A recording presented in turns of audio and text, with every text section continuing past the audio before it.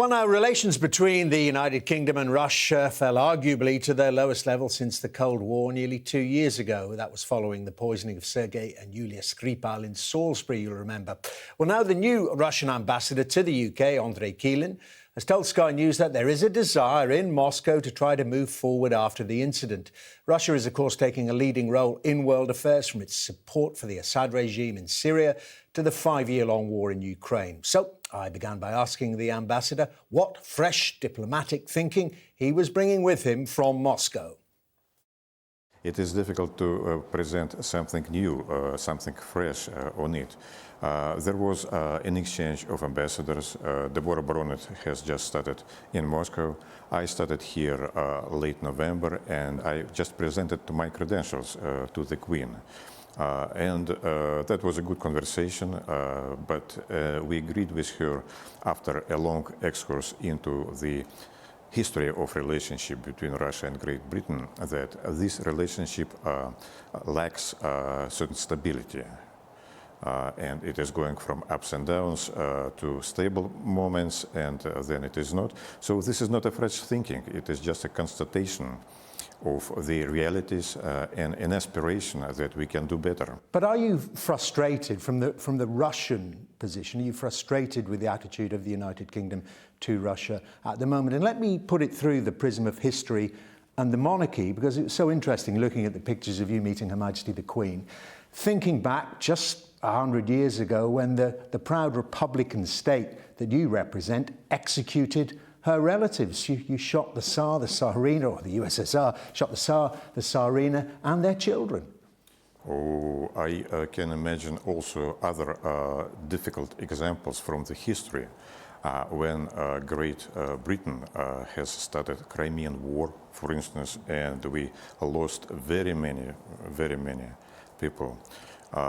We can think also about other activities like civil war led by Great Britain against Russia. Let's talk about recent history then, and relations between the UK and Russia, and in particularly soured by what happened in Salisbury nearly 2 years ago. And we know that Boris Johnson told President Putin when he met him last month in Berlin on the fringes of that conference about Libya, Boris Johnson told the president that there still can be no normalisation of relationships because of the destabilising activities, as the UK and others see it, because of those destabilising activities by Russia. Let us not go deeply into the conversation between Boris Johnson and President Putin because it was short but very substantial. And that was let us stay on this platform, because this was a conversation between two leaders. I know the content, you do not know the content. Well, what can you tell us about the content? No, it is, of course, it is a conversation between two heads of states. They were talking about, not about the past, they were talking about the future.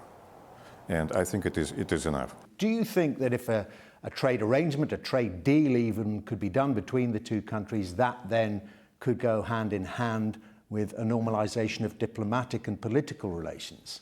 I'm very prudent about this aspect, and I fully understand that there are immediate tasks for the Great Britain and other tasks, let us put it like that. The immediate tasks is to conclude a partnership treaty with the European Union, with which Great Britain has 50% of trade, and it's a enormously big volume. 20% of the trade of UK is being done with the United States, and of course this is step number 2.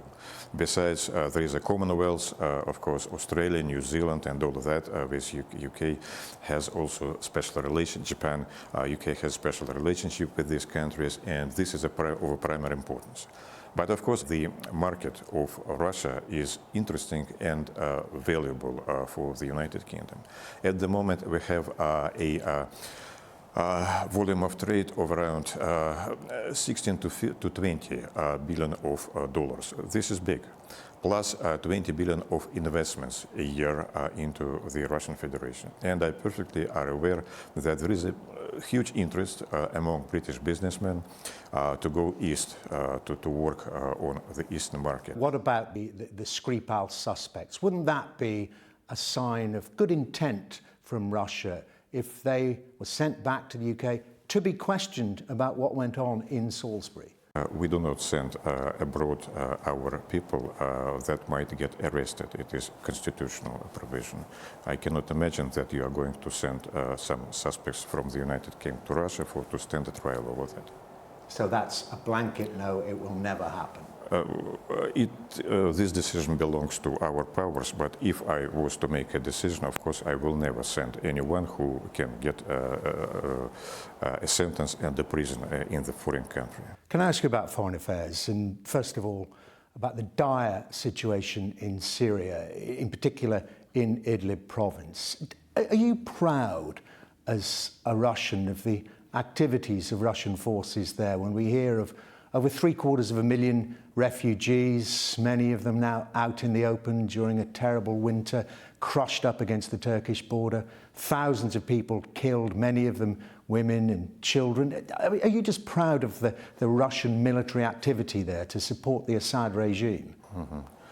I suggest that you should, well, excuse me for a constatation, you should learn more about the situation over there.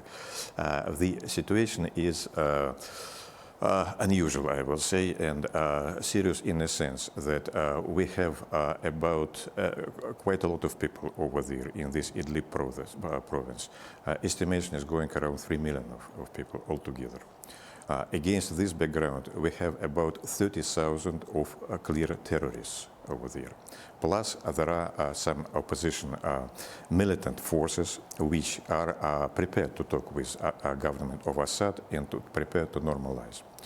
The main problem is to separate those who would like to fight against Syrian forces and those who would like to talk about this. Yes, but aircraft bombing and firing missiles don't separate them out. Let me finish, please. And this was the agreement with Turkey, that Turkey is going to make a separation of those and of that.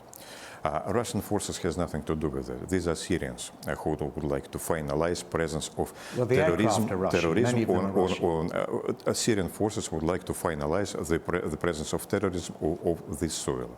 And we are talking even today and the day yesterday with Turkish specialists, military people. The big delegation right now is in Moscow. How to do it is in a human way.